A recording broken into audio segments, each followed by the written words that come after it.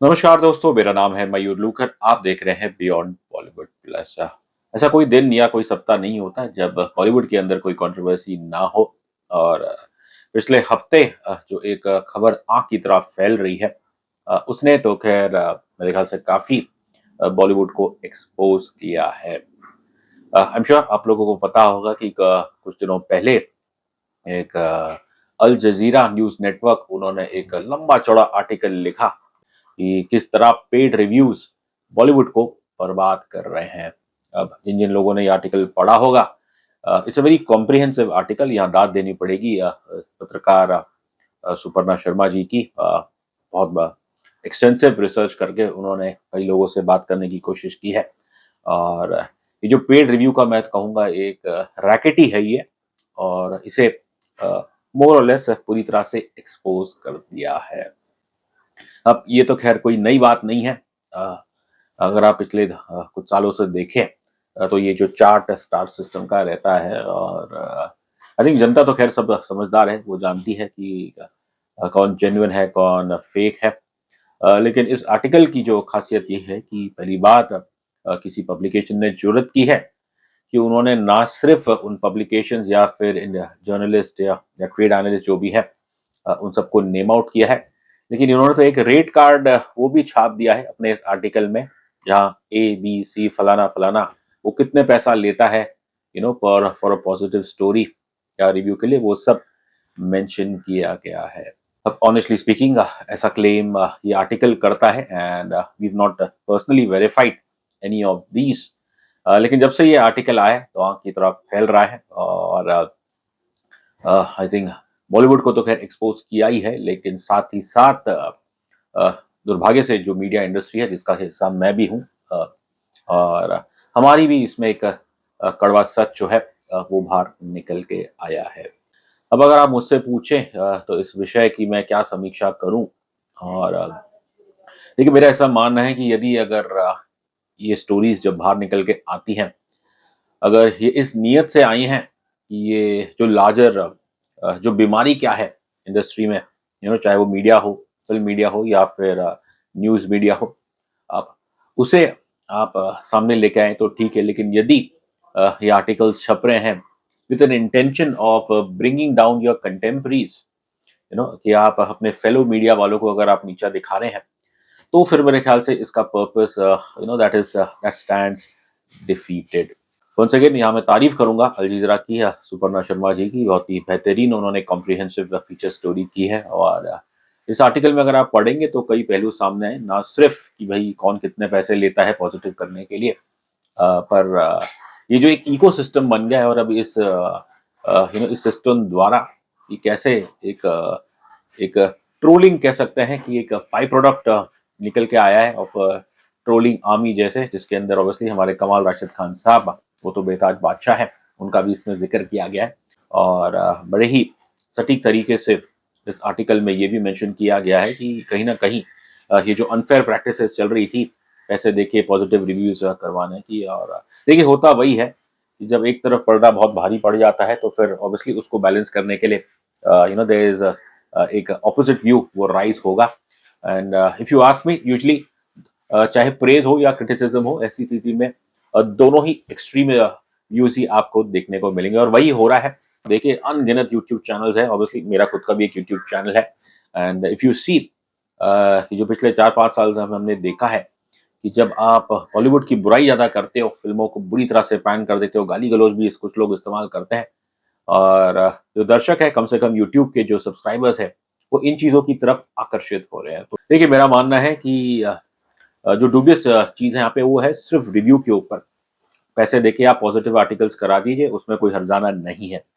लेकिन हकीकत तो खैर ये है कि अब ये प्रथा इतने सालों से चल के आ रही है, लेकिन दर्शक वो आजकल बेवकूफ़ नहीं बन रहा है। आई थिंक वो जो हमारे बड़े प्राउडली हमारे बॉलीवुड प्रोड्यूसर्स जो चार्ट निकालते थे, 4 स्टार, 5 स्टार, कुछ लोग तो 5.5 भी दे देते हैं।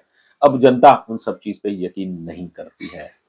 इन अ नटशेल अगर मैं इस विषय को अगर देखूँ, तो फर्स्ट ऑफ ऑल ऑब्वियसली अंदर अपने अंदर झाँकना बहुत ज़रूरी है। लेकिन मेरे तो ख़ैर उसूल मुझे कभी अलाउ नहीं करते, एंड थैंकफुली कभी आज तक किसी ने मुझे ऑफ़र भी नहीं किया है कि आप कोई फ़ेवरेबल रिव्यू कर दो, या फिर किसी नेगेटिव रिव्यू को आप टोन डाउन कर दो। फ्रैंकली स्पीकिंग अगर आप मुझसे पूछे, पॉजिटिव नेगेटिव कुछ नहीं होता है। जैसे आपकी फ़िल्म बनी है बस वैसा ही मेरा मानना है, आपका रिव्यू भी वैसे ही आएगा। खैर मीडिया की सच्चाई तो इसमें आ गई है, लेकिन आई थिंक हमें ये नहीं भूल जाना चाहिए कि यहाँ पे जो रिश्वत ले रहा है वो तो गलत बात है। लेकिन सबसे पहले जो गलत है वो जो रिश्वत देने वाला है। और यहाँ पे हमारी जो फ़िल्म इंडस्ट्री है बॉलीवुड, अब वो इस चीज़ के लिए किसको दोष देगी? क्या वो भी इस चीज़ का दोष मीडिया पे डालेगी?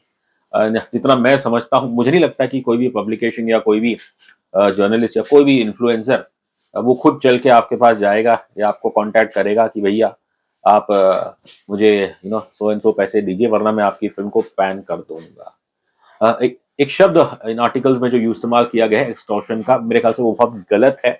क्योंकि जैसे मैंने समझाया कि अधिकतम लोग यहाँ पे सोशल मीडिया इन्फ्लुएंस हो, पब्लिकेशंस हो, वो आपके पास नहीं जा रहे हैं। It's the film production houses which are going to these publications, to these influencers, और वो इन्हें पैसा या जो कुछ है ऑफर कर रहे हैं to give a favourable review for their film. So अब बताइएगा, अब इसमें जो पहली गलती है वो किसकी है? Well I don't think I need to really answer that. अगर आप देखेंगे इस आर्टिकल में एक चीज जो निकल के आई है वो ये है कि इस पेड रिव्यू का जो फायदा केवल उन जर्नलिस्ट पब्लिकेशंस या सोशल मीडिया इन्फ्लुएंसर्स को नहीं, बल्कि जो मार्केटिंग और पीआर एजेंसीज है वो भी कहीं ना कहीं इस सिस्टम को बढ़ावा दे रहे हैं। If you see in this article, एक कहीं पे जिक्र किया गया है, नाम किसी का लिया नहीं गया, बट ऐसा कहा गया है कि किसी एक एक्टर या एक्ट्रेस, उनके जो पीआरओ है, उन्होंने सीधा लमसम एक कुछ फिगर मांगा, अमाउंट मांगा कि ये पैसे देके हम आपको इतने फेवरेबल रिव्यूज लाएंगे। और जब उस आर्टिस्ट ने अपने पीआर टीम से पूछा कि भाई मुझे इनके नाम कौन कौन है, मुझे पता चले, तो फिर उस पीआर पर्सन ने वो इनकार कर दिया ये कह के कि नहीं नहीं ये चीजें तो कॉन्फिडेंशियल होती है। तो ऑब्वियसली इस चीज से तो यही सिद्ध होता है कि इस अनफेयर पेड रिव्यू के जो सिस्टम को, इसमें ना सिर्फ मीडिया बल्कि जो लोग इस चीज को फैसिलिटेट कर रहे हैं, जिसमें मैं अज्यूम कर रहा हूँ मोस्टली जो मार्केटिंग टीम होती है, पीआर टीम होती है, वो भी they are feeding off this system. देखिए मेरा मानना है कि इस अनफेयर प्रैक्टिसेस का जो जिम्मेदार बॉलीवुड खुद है। और अगर आपको याद हो कुछ साल पहले हमारे करण जौहर साहब, उन्होंने किसी मंच पे बड़े प्राउडली कहा था कि भाई रिव्यूज का तो कुछ नहीं, वो तो ऐसे ही जो चार्ट्स होते हैं वो पहले से ही वो सब खरीद लेते हैं। तो जब ये रवैया रहता है एक करण जौहर साहब जैसे बड़े प्रोड्यूसर का, और तो फिर अब जो स्टूडियो आ गए हैं, स्टूडियो के आने के बाद से तो फिर ये जो रिव्यू सिस्टम है, ये मेरे ख्याल से और भी और शुड आई से पेड रिव्यू सिस्टम है, ये और भी बहुत ही मेसी हो गया है। तो इन चीज़ को अगर पूरी तरह से देखूं तो बस इसमें जो सबसे बड़ा नुकसान हुआ है, सबसे पहले तो ऑब्वियसली फिल्म इंडस्ट्री का है, एंड इवन फिल्म मीडिया, उसका भी बहुत नुकसान हुआ है। बिकॉज जो मेरे जैसे ऑब्जेक्टिव वॉइसेस है वो इन अनफेयर प्रैक्टिसेस के चक्करों में वो दबके रह गई है। बिकॉज जनता को शायद अब आदत हो गई है बस जो नेगेटिव चीज़ें हैं उसे ही देखिए। एंड दुर्भाग्य की बात यह है कि जब कोई अच्छी फिल्में आती है, जैसे हाल ही में द मेहता बॉयज आई, सुपर बॉयज ऑफ मालेगांव आई, which are overall well acclaimed. लेकिन खैर मेहता बॉयज तो ओटीटी पे आई थी, लेकिन सुपर बॉयज ऑफ मालेगांव वो थिएटर में आई थी और वो कुछ कमाल नहीं कर पाई। एंड सो वही सैड रियलिटी है कि इन सब के बीच में अच्छा कंटेंट वो दब के रह गया है। That is way I think the film industry is losing. If you ask me honestly, इसके जिम्मेदार खुद हमारी हिंदी फिल्म इंडस्ट्री खुद है। आपने लालच दिया है, तब सामने वाले ने उसे एक्सेप्ट किया है और फिर जो कुछ डिमांड की गई है। अब ये प्रैक्टिस बंद होगी कि नहीं, ये तो खैर मुझे I am nobody to say that, and frankly speaking I will not जज anybody over here. None of the people who are mentioned in this Al Jazeera article और even the production houses, but एक चीज जो बिल्कुल clear cut है कि यहाँ पे जो मेरा मानना है कि शायद इन पिछले 4-5 सालों में आप देखें, बॉलीवुड अपने कंटेंट की तरफ ध्यान नहीं दे रहा है। एक production house, film production house का काम क्या है कि आप अच्छा कंटेंट लाइए। आपके यहाँ जो लाखों रुपए की तनख्वाह लेके जो क्रिएटिव्स काम कर रहे हैं, आप कैसी कैसी कहानियां लेके आ रहे हैं।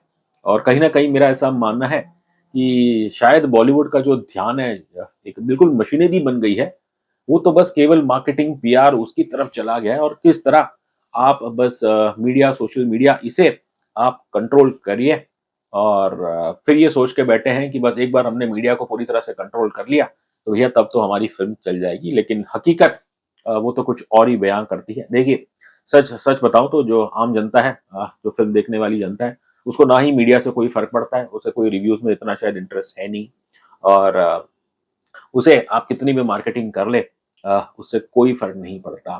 तो सवाल वही है कि बॉलीवुड को अपने अंदर झाँकना पड़ेगा कि क्यों वो ये सब गलत प्रैक्टिसेज़ कर रहा है, और क्या इसलिए क्योंकि जब आपके पास कंटेंट ही नहीं रहा, आपका कंटेंट इतना बुरा है, और तब फिर आप बेसिकली एक खराब प्रोडक्ट को बेचने के लिए बस अच्छी मार्केटिंग, पीआर, आपका सारा ध्यान उसकी तरफ जा रहा है, और जब ये होगा तो ज़ाहिर है कि जो आपका जो क्रिएटिविटी है, वो तो बिल्कुल घट जाएगी, ना के बराबर हो जाएगी, और दुर्भाग्य से यही चीज़ हमें देखने को मिल रही है।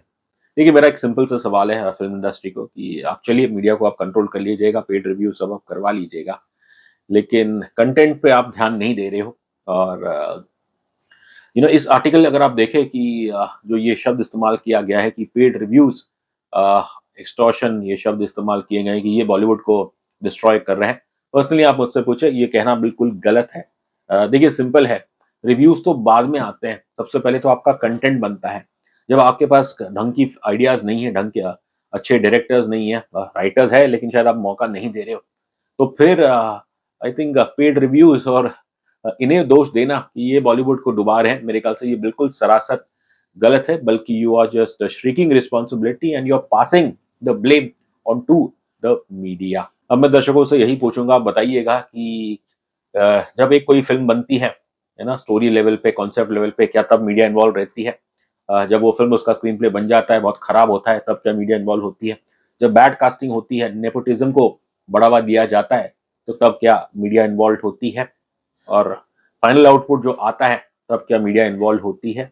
Well, frankly speaking, I think ये जो भी आर्टिकल छप के आ रहे हैं, firstly it's very courageous of these publications to write that, लेकिन मेरा ऐसा मानना है कहीं न कहीं फ़ोकस जो जा रहा है वो मोर टुवर्ड्स कंडेमनिंग जो मीडिया है वो है, लेकिन ध्यान जो मेन मुद्दा है वो तो ये है कि बॉलीवुड आपसे अच्छा कंटेंट बन नहीं रहा है।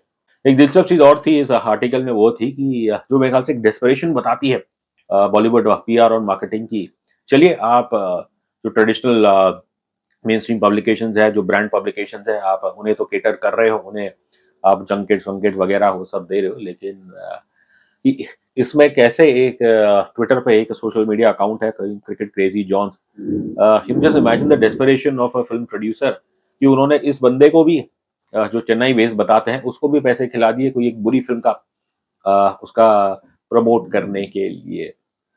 तो देखिए, ये चीज़ साबित करता है कि बस फ़िल्म इंडस्ट्री इसका ध्यान ज़्यादा केवल मार्केटिंग, पीआर की तरफ है, और मीडिया को कंट्रोल पे है, और अपने अच्छे कंटेंट बनाना वो तो मेरे ख़्याल से अब दुर्भाग्य से बॉलीवुड की प्रायोरिटी नहीं रही है।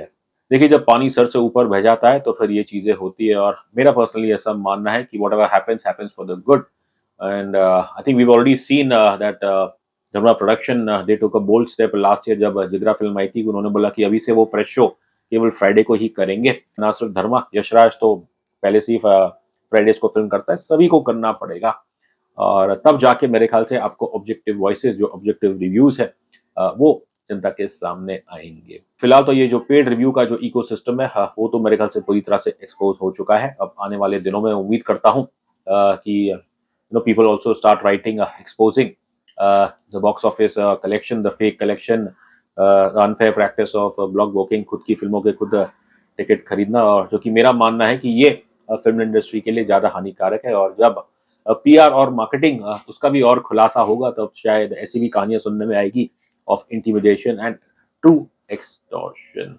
देखिए, जाते-जाते मैं बस यही कहूँगा कि जो दुर्दशा है हमारे बॉलीवुड की अनफॉर्च्यूनेटली, और ये paid review ecosystem, other unfair practices, ये बस यही जताती है कि कहीं न कहीं हमारी फ़िल्म इंडस्ट्री, खासकर हिंदी फ़िल्म इंडस्ट्री, इसके जो वैल्यूज़ हैं, जो मूल्य है, वो बहुत कमज़ोर पड़ गए हैं, और जब कोई भी इंडस्ट्री हो या कोई भी समाज हो, जब वो अपने वैल्यूज़, गुड वैल्यूज़ छोड़ के you wear towards immoral practices, तो तब फिर आपकी जो जो पिलर्स हैं, आपकी इंडस्ट्री के वो कमज़ोर पड़ जाते हैं, वहाँ दीमक बढ़ जाता है और धीरे-धीरे वो इमारत वो गिर जाती है। लेट्स होप कि आई एम स्टिल कॉन्फिडेंट कि जो कुछ हो रहा है, जो बाहर निकल के आया है, वो it's for the betterment of the film industry and let's hope कि इन चीज़ों से हम सब फ़िल्म इंडस्ट्री खासकर सीखे और जो भी ये गलत प्रैक्टिसेज़ हैं, आप इन्हें डिस्करेज करिएगा।